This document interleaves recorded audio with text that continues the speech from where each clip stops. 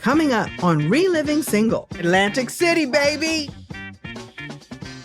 I thought I was a scourge. I was like, oh my God. You can see them crawling. You can see You're them. jiving. You would so rock a little gold lame jacket. Well, if I was drunk and high. Here come the judge. Here come the judge. You said you weren't good at horror stories. This is horrible. Everybody's itching in the studio. And they shake the car. So, water bed. I got crabs. What?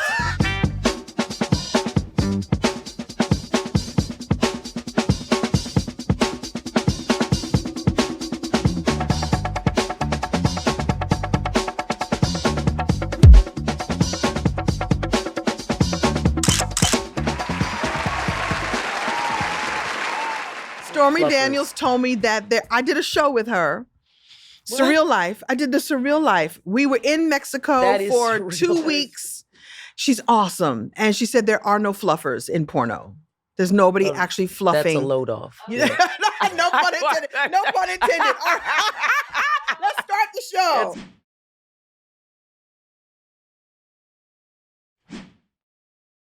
Welcome back to Reliving Single, the official, unofficial Living Single Rewatch podcast. Woo! Okay, we're checking out Living Single, Season 1, Episode Crappy Birthday. Yeah. Season 1, Episode 12. Here's the story. This week, it's Happy Birthday, Khadijah. Woohoo! It's a road trip for the girls who take Khadijah to the AC. You know what that means? Atlantic City, Right, baby. for people who don't understand, not an air conditioner, it's AC, it's Atlantic City. And in America's playground, frugal Khadijah loses all her inhibitions in the casino and goes all in until it all falls down. And then there's a B story. That's right. Meanwhile, back in Brooklyn, Overton and Kyle house sit while the girls are away. Now, what could go wrong with that? And we have some amazing co-stars this episode. I mean, legends and legends and legends. The great Flip Wilson, actor, comedian, and variety show king, and Ed McMahon, who I have a Ed personal McMahon. story with. Thank you. Wow. Yeah. Hopefully not a stormy story. A good story. It's time for the rewind, where we watch and relive Living Single with you. Look, I'm celebrating my birthday right here. Just sit at home, chill, watch TV. Oh, stop your whining already. What are you doing? You're gonna go if it kills you. Are you going to kill me? I didn't even pack a bag yet. Don't you worry, I packed one for you. And I'm not gonna even ask what that was in your sock drawer. Come on. So surprise, here's the birthday that you did not ask for. Right. Yeah. Suck it up. Suck it up. And that's not very celebratory, is it? I know, but that's what friends do, I think. You know what I mean? You have to push her along. Right. You She know? says no in a full body. In full body way. No. Actually, one of the things I really noticed looking at, this clip is how good Latifah is in her body in terms of physical comedy. Very much And so. Yeah, it's not said enough that when you lift her up, you say, but you gotta go. And she lifts her own self up very elegantly. Yeah. I mean, she's always sort of like leaning into things. Right. And I just love She to see brings it all. She brings it all to the Yeah. party. So we're about to take this trip. And obviously, did you see how many bags Regine brought down? Like, how long is she planning on staying? What is she taking? Back in the day, people used to pack for like cruises. Yeah. Because you were crossing the Atlantic. she's crossing the Atlantic. She's crossing from Brooklyn to New Jersey. Exactly. She's Right. over a bridge. Right. I think that Khadijah, again, going back to her frugal days, Right. she just also doesn't have time. And I don't need a big fuss made. I don't like surprises. I'm like Khadijah in that way. Don't surprise me because I think I would plan it better. So I don't want you surprising me because let me in on the planning because I'm going to plan it well and have it laid out the way I want it to be. I really don't like surprises. So no one has ever taken me on a surprise birthday trip. And nobody's ever done anything when you said no and they did it anyway. Yeah. Has that happened? That has happened. The good news is that it's EJ and he knows me well enough. And I go, this was a good surprise because he knows what I like and what I don't like. So something like this, I don't even think Khadijah would enjoy Atlantic City. I think the girls planned it because they wanted it. And that's the thing. So I think that that's what happened, that friends use your birthday or your, special days advantage. to suddenly make an excuse to be like, girls, we have to dress a certain way. We all have to wear all blue. wear white. All wear blue. white. Yeah, right. Like What? right. I ain't got time for that. My point of view is that every day is your birthday. Why do we wait to one time of year to celebrate ourselves or have someone celebrate us? Like every day can be your birthday. All That's those true. birthdays are special. Like my 16th birthday, I remember being really special. That was back in the day when they would give you a corsage with like Tootsie Rolls on it or something, or candies. And you Tootsie Rolls. Oh yeah, I had Tootsie Rolls and I had, right here. And I gave Tootsie Roll to my very special friends. I only had 16 of them. So yeah, you can have one. There you go. So back in the Passing day, out the candy like a drug dealer at school. Right. Here you Exactly. Just to the very special ones. So that was my favorite. Do you have a favorite birthday of yours? go. No, well, actually, my 50th birthday was really pretty awesome. And I believe I was there. You got were there. surprised. I got surprised. And you saw I cried like yeah. maybe for a clear 45 minutes. Yeah. It was good. It was really good. And you know, really were surprised. You didn't know. I had no idea. And people had flown out for it. You were there. And I think the way it was planned, because it was my boyfriend, but he had invited all my past, like my ex-husband. Every boyfriend was there. Erica has a great relationship with ex-boyfriends. So husband number one, boyfriend number one. Well, it was only current one husband number one, as if there's five. Yeah, they were all there. It says a lot about you that you have these great relationships with these great men. I like to think so. I have a memory of you looking over at your boyfriend and just beaming thank you and gratitude and love, and I'm gonna put it on you later on and thank you, and just staring at him like, I was like, oh, they got busy tonight. They're gonna get busy tonight. Did my lips do this? Yeah, you did. You were like, mm-hmm. Oh, well. Yeah, well. And he was so proud that he pulled it together. And he did a great job. Great job. And they were all sorts of love. And so I appreciate that. I don't like surprises, but that was well done. I think if we don't start celebrating these special moments, when are we going to do it? Right. Now is the time. Max, does your car always ride this bumpy? That's all your designer luggage in the back. My luggage isn't that heavy. Well, something's weighing this car down. Y'all better not be looking at me. Hey, so the girls hit the road. They've hit the road with Khadijah. By the way, she's still protesting, but she's blindfolded. She sat up there in the car blindfolded, which is hilarious. Right. I don't know if I could sit there like I'm being kidnapped by the IRS for like the many hours without being able to reach up my hands and take off the blindfold. So how long would it take to drive from Brooklyn to Atlantic City? Like at least an hour and a half, 2 hours or so. There you go. Right. There you go. Good. And so she's sitting there with a blindfold on that she could reach up and take off, but maybe there's a respect. I'm just going to go along for this ride. Well, that's what she does. She's pretty game for it. No matter what she's saying or protesting, she's down for it. Yeah. She's down for the shenanigans. And that's nice. And I think that, do you think, because we've talked a little bit about it, that bumpy ride thing, because they blame the bumpy ride on the luggage, and then they said, well, something's weighing down the car. And we all turn and look at her. Y'all better not be looking Khadijah. at me. So is that like a subtle It is. And joke about weight? It is, isn't it? Yeah, it's a fat joke. And we didn't do a lot of that on this show. And I'm grateful that we didn't do a lot of that on this show, because I gained weight every year. And we can have a whole conversation about that. I'm surprised that we let that one go. Well, I think that that one was one of the ones that went by, but then Latifah kind of made it really clear, like, look, we're not going to be doing that. And then they really disappeared. Mm-hmm, mm-hmm. And it's funny because that's a sort of cheap comedy trope that you could do, is just keep making fun of people's weights and things like that. And there's nothing wrong with Latifah's weight. So I would get a call every beginning of every season to my manager saying, Kim Coles has to lose some weight. She has to lose some weight.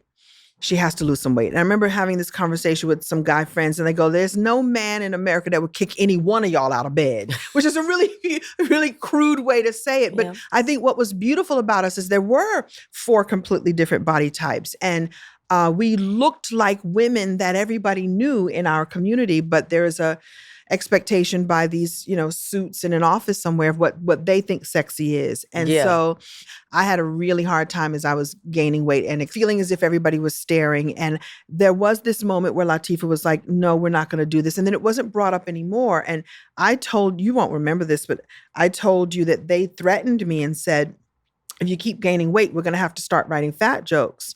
And you said, I won't read those jokes. Who said that to you? Yeah, executive said it to my manager. We have to include it. She wouldn't be gaining all this weight and her friends wouldn't say anything. And we're going to have to, that was the threat, lose some weight or we're going to have to start writing fat jokes.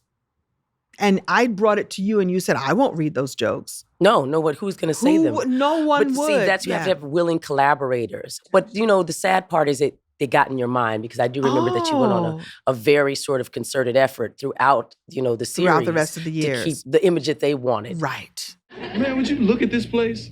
Isn't it amazing the way women keep their apartments so neat just for themselves? Hey, you're not really gonna watch TV, are you? Over time, they won't even know we're here. Unless I spill a big glass of red Kool-Aid right there.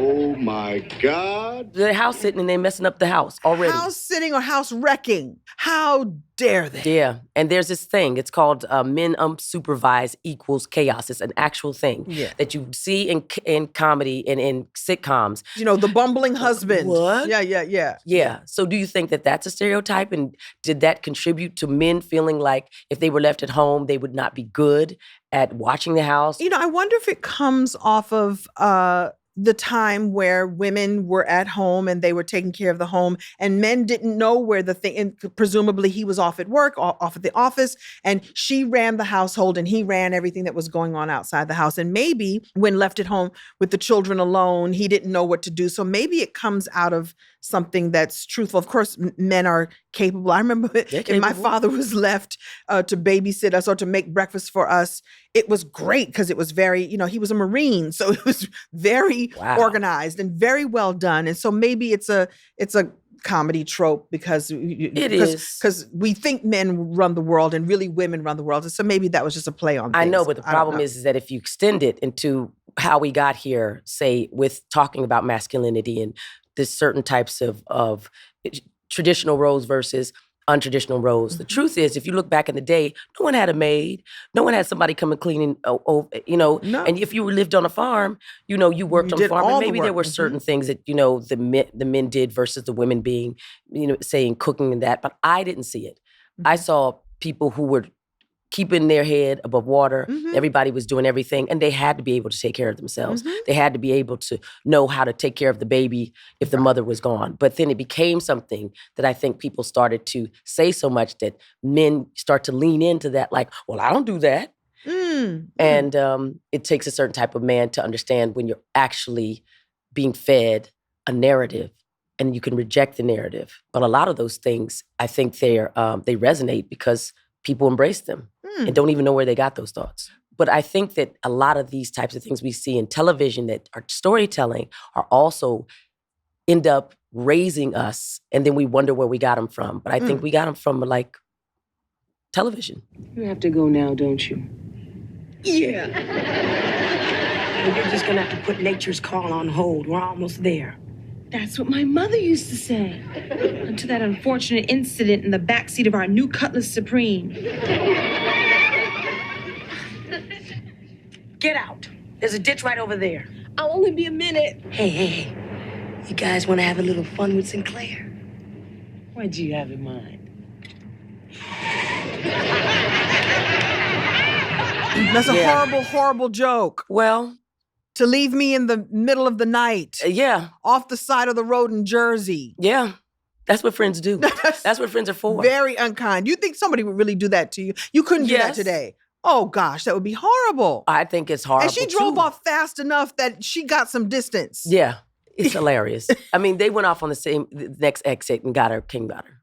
Oh, you think they rode all the way up the road? I think Sinclair grabbed her drawers and was running back to the car. I hope so. I hope so, too. I mean, that's look, a horrible you know friendship. what I'm saying. So the road trip is pure chaos. Pure chaos. Yeah, there you go. There's very few times that we're in a car. Very few times. But the car is on set, and then they have a green screen and or something that they project. Right. And that looks like it's a driving scene. Right. And then the prop people come. The prop guys and they shake the car while we're driving. And I think it's like, isn't it like some planks or something? Yeah, the planks. Just push yes, it? and now maybe they've upgraded it now, and there's actually a machine that does it. But there's a guy going pushing, and then sometimes they take the lights and just do this. Yeah, just over and over. Yeah, that's the magic of Hollywood because some people think it's so glamorous, but it's so not. So not. Do you think Sinclair was pissed that they left her? She was pissed that she was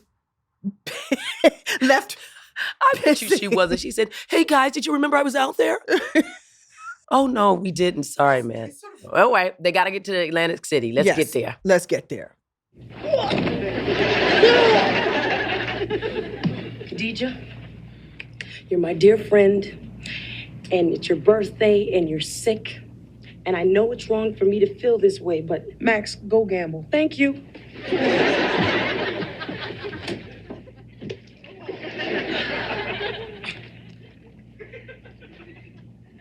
What are you doing? I'm putting on my makeup. Why else do you think there's a mirror up here to watch yourself sleep? Think. Hey, that's what's up. The hijinks. Yep. So they're there, and I think that realizing that Max has sort of hooked her into coming to Atlantic City is one thing, but that hotel room is awful looking. Yeah. And we're not staying at a posh place either. No. We're staying at, something that's could be in the Poconos. Right. Not the best of not the best. the best. No. And then there's a waterbed in the room. Yeah. And a mirror on the ceiling. But waterbeds were big. I don't know who did it, who sold this, but it was like somebody figured out, waterbed's supposed to be better for your back, better for your sleep. They were awful. Horrible. Horrible. And you could hear the water sloshing. Wow. So the waterbed lure, no pun intended, was that it was great for your back and it was going to flow. And great for your motion. Sexy, there you go. And sexy. So that was the lure. And so I finally had an experience God. on a waterbed with the movement of the ocean, which is not good if you've had a cocktail or two, because it was no pun intended with that. A guy that I was dating or thought that I was dating, and we were going to do the deed on this waterbed, and I got crabs. What?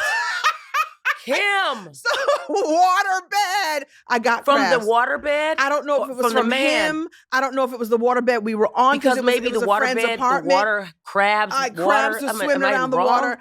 It was a college experience. I thought I was a scourge. I was like, oh my God! You could see them crawling. You can see. You're jiving. You can see them. How horrible. I was in college. I died. I remember itching down there. And I was like, playing. Why am I itching? What's going on? And a little crab on my thigh. And I was like, Stop playing. Stop playing. I thought. Did it look like a crab? It looks like a little tiny crab. Was it good while it lasted? No, Do you remember it wasn't even a good night. It wasn't even a good night. How horrifying. It was a guy that I was seeing. You said you weren't good at horror stories. This is horrible. Oh my God. Everybody's itching in the studio. And by the way, hotels like this is where you would probably get. Let's be clear. Let's talk about bed bugs and crabs. Without a doubt. Oh, no doubt. This is exactly the place where you catch them. Exactly where. You know what? Now when I travel, I take that bed bug spray. I bet you do. Sinclair, go keep her busy, and we'll take you to see Boardwalk and Park Place. Okay. Sinclair, I'm back in action. Where are Max and Regine? Max and Regine, well, they're Mac Wilson! Mr. Wilson! Hi! It's my cousin Khadijah's birthday, and she's such a big fan of yours. Well, happy birthday, and you have a nice day, okay? Thanks. Flip! Can you do it for us? What? Here come the judge. Just once, please. I don't do that anymore. Oh, of course he doesn't do that anymore. What about Geraldine? In Atlantic City, honey? Yes. I didn't want to come to Atlantic City, but the devil made me do it. Flip Wilson.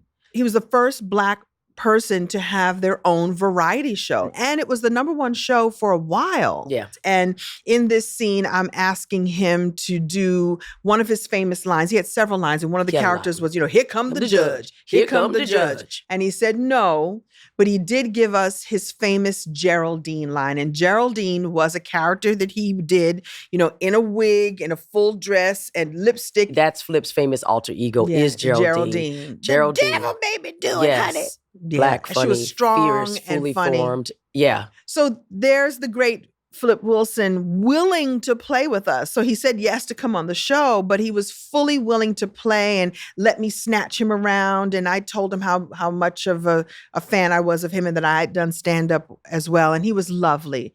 And I love that these devices have showed up for me to keep distracting Khadijah, which is what you all wanted me to do. Yeah. These devices in the form of people. What the hell is Gold LeMay, right? Gold LeMay, the pants and jacket. If you looked at Earth, Wind & Fire, Gap Band, Cameo, all those That's how they dressed. Everybody was dressed like that. That and those boots that go up high. Which, by the way, is back in. Actually, we had so much style back in the day. Didn't they have it? So much style. I wonder if those now become classics. Because I love gold and Gold LeMay and a little biker jacket like that. Would you rock that now? Me? A gold, maybe not the whole suit. But you would so rock a little Gold LeMay jacket. Well, if I was drunk and high. Happy birthday to me! Khadijah, you have just broke the house record. I'm so glad I'm your best friend. Me too. Me too. Me too. Khadijah James. This is your lucky day. I'm here to inform you you've just won the American Family Publishers Sweepstakes. Grand prize, $1 million.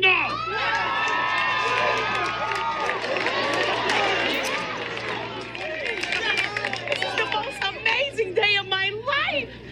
Yeah, it's too bad it's all a dream. She survived it. She did. It was all a dream. It was all of it was a dream? It was. I did meet Flip Wilson, didn't I? You might have. You may not have. Whack, whack, whack. So it's a bust. It was no Flip. There was no Ed McMahon. There ain't no money. So we got to give props to Yvette Lee Bowser because one of the things she did was a revolving door of amazing talent. Yeah. And this is an example of that with Ed McMahon and Flip Wilson. We must have been really hot for Flip Wilson to come and say yes. And Ed McMahon, who had been, legendary for being Johnny Carson's sidekick and the host of Star Search. And I got to meet the man. I did Star Search. I did it in the comedy competition. I won one show and lost the very next show by a quarter star. So wait a minute, you were a contestant. You weren't a judge, you were a contestant? I was a contestant on Star Search. Did he remember you? He did remember me. And what's beautiful about him, I saw him not only was he, kind to me on Living Single, I ran into him on a plane and he was like, "Hey, Kim Coles." I was like, "Mr. McMahon, you remember me?" He said, "I remember all of my stars." And he was so kind and so generous. He said, I remember all of my kids. I remember all of my kids. Nice. He couldn't have been more generous and more lovely and more classy. And I was a guest judge on the reboot of Star Search with Arsenio Hall. Resurrected. I got to go back to my roots. In that deep, you came on as a contestant and you accomplished so much that in later years you came on as a judge. Even though I lost the second show by 1 star. But you won in life. I won in life. Isn't that like Jennifer Hudson? Right. She didn't win that, ended up going to get Oscar. Fantasia won. I mean, that's amazing. That's an example of, you go for something and you think that that's the path you're going to take in order to win. Exactly. And the winning actually comes a completely different way. Right. And the way it's meant to happen. They both deserve to win, but both in their own ways. Ooh. You never know. Never give up. It doesn't seem real now. It really doesn't. But there's so much to say about what's changed between then and now. Well, let's get into it. Let's get into the reverb. Summer's winding down, friends. And as much as I love my sunshine and sandals, I gotta say there's something fabulous about fall. The season change is the perfect excuse to refresh your space. And Wayfair makes it so easy. Now, y'all know I live for a little glam. I'm talking about plush, velvet, gold accents, and a candle that smells like the soft life and success. And I'm so excited to use Wayfair so I can feel like I'm starring in my very own home makeover show. Wayfair's got it all. Cookware to make those weeknight dinners feel gourmet. Storage solutions that hide the oops, I think I bought too many throw pillows moment. And work from home upgrades that feel chic, not corporate. Oh, and free delivery? Oh, come on now, that's just good stuff. Get organized, refreshed, and back to routine for way less. Head to wayfair.com right now to shop for all things home. That's WAYFAIR.com. Wayfair. Every style, every home. This is The Reverb, our time to reflect on the episode's themes and how they still echo throughout the culture. So how do you celebrate your birthdays? I usually just chill, unless TC is involved. Sorry. Well, so in case you all don't know, Erica and TC have the same exact birthday. And so there have been epic birthday celebrations that I thought the two of you planned together. No, it wasn't. He'd come up and say, yeah, baby, our birthdays are coming. And I've got something great planned. No, nothing for you to do. Nothing for you to do. Just show up, baby. And I'm like, but I don't want to. And then he would just, that's make it happen. But he's, in that way, I think that's where our stars don't align. Mm-hmm. We might be birthday twins. Well, he loves to entertain, too. He loves inviting people to his home. Like I said, if you've ever seen Christmas and Thanksgiving at TC Carson's house is a celebration. Yeah, so every day. Has anybody ever invited you to a road trip? No, I don't. They haven't taken you anywhere? Well, I've been, but not for my birthday. I mean, if I was dating, a certain suitor, yes. But no one's ever kidnapped me. I don't like surprises. I'm like Khadijah in that way. Don't surprise me because I think I would plan it better. So I don't want you surprising me because let me in on the planning because I'm going to plan it well and have it laid out the way I want it to be. I think one of the things that we have in common is I don't get the sense that we have a fear of aging or there hasn't been a birthday that I was like, I don't want to celebrate it because I don't want to get older. I embrace every age and every stage. Right. I don't need no eat, pray, love moment. Right. But it's nice if it happens. Actually, you know what? When I turned 30, I kind of freaked out a bit. Oh, okay. And I didn't know, and it came up on me, and I was kind of, feeling anxious and stressed.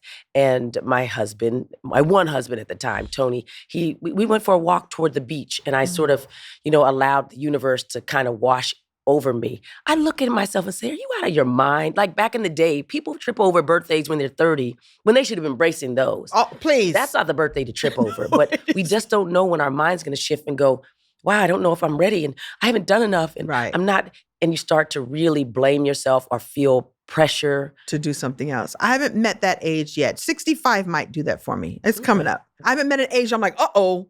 I think part of it has to do too with having great representation of those ages and stages. I have had great aunties that aged beautifully. You did. Your aunts were. Like whether they had wrinkles or not. So I met them when they were older. But they were more fabulous than anybody I ever met that was young. It just shows you from cradle to grave, you should really work on your personalities, your skill sets and communication, and whether it's languages and all of that. That really serves you well. It does. Not so much your accomplishments, but how you can create relationships and strength. And navigate the world. Navigate the world. So then there's Flip. And Flip is the iconic man. We started talking about him a little bit before, but in the variety space, you were talking about that he made history and the types of things he did. But there's a lot of people who came through that door. When we think about DEI, they talk about it just in terms of whether it's race or something or being Black. But there's much more about what that means. And in the space of, I guess, labor and employment, you think of the Hollywood space sometimes as being segregated, but variety was a space that often those people collided. Welcome. Here's the thing. I think that with especially variety shows at that time, if the dividing rod was, are you funny? Come on. The reckoning was, are you funny? Are you funny? And is this something that the audience will laugh at? And I think these are shows that would not make it today. Well, people are very afraid of everything now. And that to me just kills any experimentation because if you think about it, he had activists like Muhammad Ali up and through that mug, right? But he had also the great singers, Aretha Franklin, Gladys Knight. It was like these centered places where you could come and where America could tune in and listen. There are households and there are neighborhoods that had no people of color, but you could tune in and see the beautiful, Diane Carroll singing a song or Aretha Franklin, like you said, and even the Sonny and Cher show created spaces where they had Black dancers on the show. I was on one of the best. Living Color was the one that came back, and Keenan took from Laugh-In and Dean Martin, and he said he wanted dancing girls. There he had the Fly Girls. He borrowed from all of that era, and Fox was like, oh, this is going to be a hit. And it was. So would you say that Flip Wilson was the Arsenio Hall before there was Arsenio Hall? It was a precursor to that, for There's sure. no doubt about it. This is the kind of shows also that families would sit down and watch. Yes. Together, grandma Together. all the way down. That's right. Including, little kids could sit and watch. And even though you didn't understand some of the innuendo, it was there for you. It's a lost art, and there should be, I think, more opportunities in the mainstream to do things like that, like the Jerry Lewis Telethon. You were in. I got a chance to do a guest spot on the Jerry Lewis Telethon, and it's influenced so many things, like morning shows, the roast were variety shows. Oh, please! I lived, and the roast before they turned mean. Like the roasts are mean. They're now. really mean now. I don't want to do it. I wouldn't want to do one, nor would I want to be the subject of a roast. Back in the day, they were, you would tell stories about someone, but you don't even know if they were true or not. They were funny and saucy and wonderful. Dean Martin has that great roast. It was unreal. That's what it came from. Who's the great insult comedian who we love so Don much? Rickles.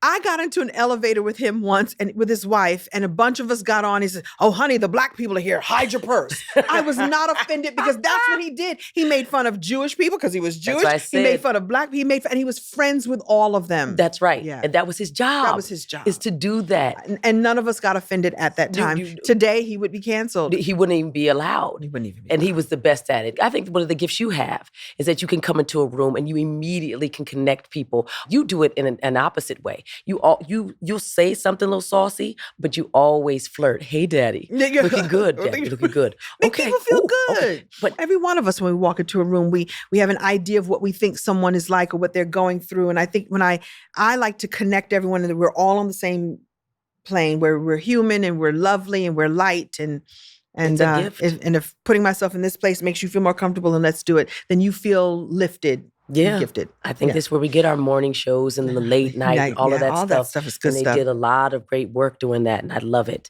With that, the Geraldine Jones character that I thought famously, there's a story I thought that he stopped doing it, that it was taking up too much of his life. Maybe but then there he was doing it on our show, Yvette but without Bowser. The wig, without the just saying the famous line. And so there's a discussion about, the type of female impersonator that he was. And when they say men in dresses and the people, the performers that use that and have created these iconic characters that built their career. So what's kind of the history and the humor and that space and the reinvention and also the rebellion?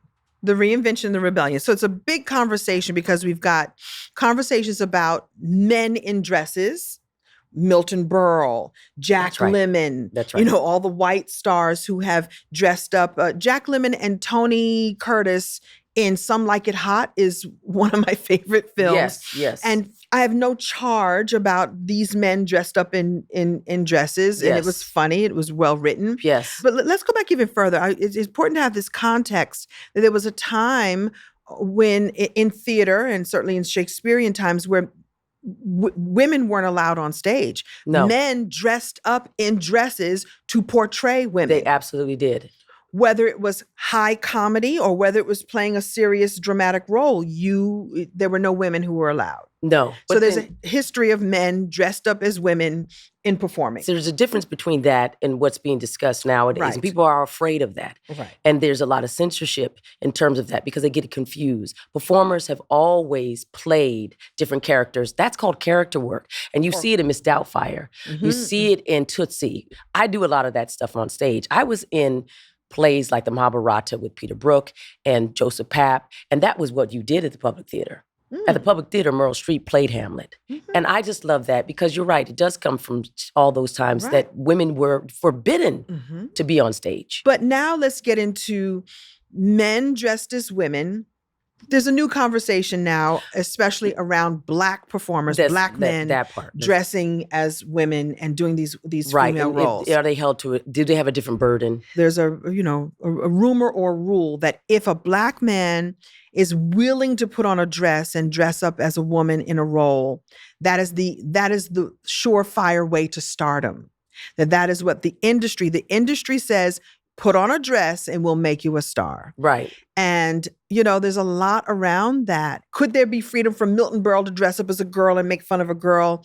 But now, when a Black man does it, it has a whole other weight to it. Now there's this conversation like, please don't do that, or please don't emasculate us that way. And there's plenty of Black men who say, I'll never put on a dress. That is not, I just won't make it that way. And so that's a big conversation. I think it's loaded. And I think that one of the reasons why it's loaded is people don't talk about it. And I think we are talking about it. We're talking about it, but people are afraid to talk about it. Outside of being politically used as a thing to punt around when it's time to scare people or make them afraid of people who are in marginalized situations. And let's be clear, those communities are marginalized, and there is something to say about how we speak in those spaces. I want to go back to something you said. You said that we're not talking about it, but I think there's a huge conversation about Black folks deciding whether or not they want to see men in dresses or not. So there are people who love Madea and people who don't like Madea for that reason. So I do think I do think we're talking about it. Absolutely. It's not always in the healthiest way. It's usually at a point where people are, I think, providing information. Or name calling or something. Yeah. What does it mean about your manhood? From a space of fear, as opposed to, let's talk about how we're in this space in a Western colonized world. I think. Yeah. That's the thing. But Kim, you got to play in this show, and I guess we'll get to it at some point, a man. Yeah, I sure did. Jimmy. So it's not Jimmy the same Overton. thing for women. No. That's what I'm saying. No. There are men who feel emasculated who feel it is emasculating when a man dresses that way, that in order to work, this is what you have to do in order to make it. But that doesn't happen for women. I read up on Flip Wilson's development of Geraldine. And it was done out of a place of respect and love for this woman. It was based on a girl that he had a crush on who didn't give him the time of day.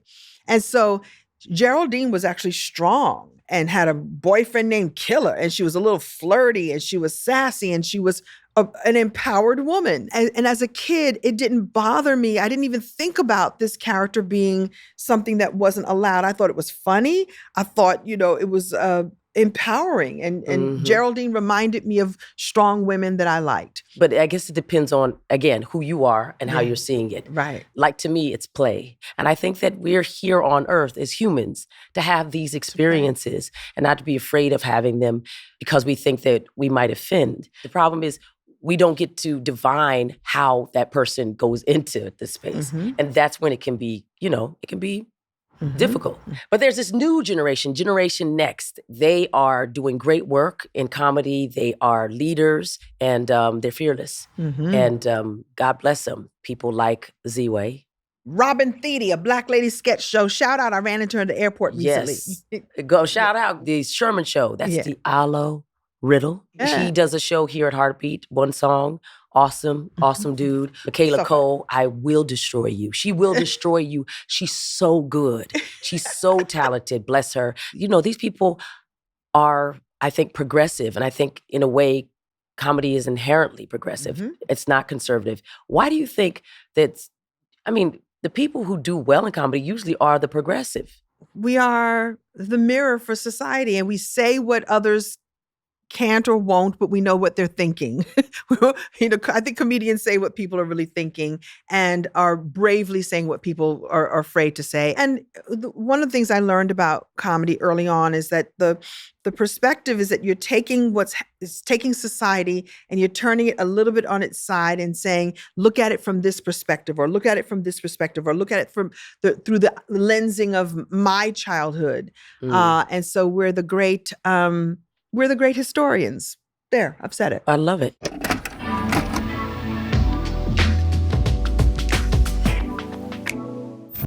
It's time for True Blue. You know True Blue. It's the time where we talk to you, where you talk to us, where you ask us a question and we so generously answer and tell you all the truth all the time. True Blue. All right. So this is from Stacy B from Detroit. She asked, if your characters had access to Twitter, would they be problematic? And how often do you think they'd go viral? Or do you think they would get blocked? I think Sinclair on Twitter would be a disaster. Okay. Only because I could see her saying something and not meaning to get into something. Right. But I think for the most part, when you be sending rainbows and love and that type of thing. The same things I do now on Twitter and all the other, I'm not on Twitter anymore because it's X. This is how my mother got in trouble on Twitter. She would put LOL, lots of love. But then it was laughing out loud. So somebody had said that their parent or someone had died, and she said LOL. Oh. And my sister called her and said, Mom, why did you say LOL? What do you mean? Lots of love.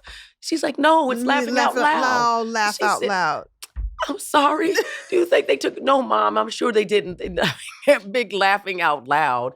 And so she got off the book of faces, as she called it. She said, I'm getting off the book of faces. I think a lot of times, the written word has gotten folks in trouble in that way. So I think it would. I think it would get Max in trouble because Max would be that weaponized that bad boy. But it would be. But by the way, I think because she was a lawyer, she'd know don't ever write anything down that you can't defend. Right. But Kyle, their Twitter battle, that there would be one for the ages. Epic. It would be epic. It would be epic. And I don't think Khadijah would do anything except for buy my magazine. Right. That's it. Exactly. But to me, the problem is that you might send out something she didn't mean. I would make a mistake. And next thing you know, she's cleaning it up. I hate to say it. She would make a mistake. What about Regine, though? Would she be shopping? Can you shop on the Twitter? Well, or the TikTok? Putting your wares out. Putting your wares out. Thirst traps. Yes. Yes, she would. Thirst traps. Yes. And signaling to people. Yeah. Well, I was just at Barney's and that type of thing. I sometimes wish that social media was around during Living Single. I not even sometimes. I wish that it was around. Why? For the audience? For the connection to the audience and for the connection to, to answer these questions in real time, to promote the show. I think the show would have been even stronger and bigger. And I think the network would have seen how much more of an impact that we really had. For sure. That, I kind of wish that was the case. Yes. Yeah, that would have been nice. I agree. I think that these tools are really lovely. In the right hands. In the right hands. That would have been us. That would have been us. Thanks for this question. Thank you.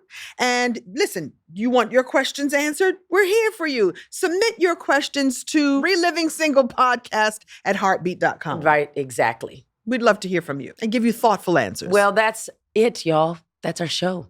Did we have a time? I'm exhausted. I'm exhausted. And like Sinclair, at the beginning of the episode, I still have to go to the bathroom. Yes, oh God. Thanks for hanging with us.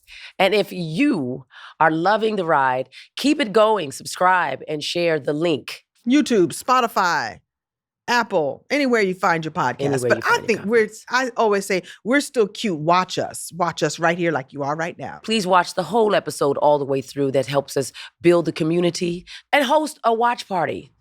Right? Right. Yeah. Right. Go on. Tag us in your memes and tell your story. We would love to hear how you're feeling about this, how you felt about the show, and so much more. Thanks and big love, friends. We love you. Bye for now. See you next week. Same time. Same flavor. Booyah! Reliving Single is hosted by me, Eric Alexander. And me, Kim Coles. Reliving Single is a production of Heartbeat in association with Color Farm Media. Executive produced by Kevin Hart, Jeff Clanagan, Eric Eddings, Leslie Guam, Erica Alexander, and Ben Arnad. The show is produced by Kim Coles. Amber Watson is our senior producer. Our associate producer is Kenny Jackson. Our video editor is Nee Kirschman. Our sound engineers are Eric Hicks and Cedric Wilson. Production supervision by Razak Boykin and Brett Calkins. Additional production support from Alex Atkins and Z Taylor. Special thanks to BK Augustine and Dr. E.J. Johnson.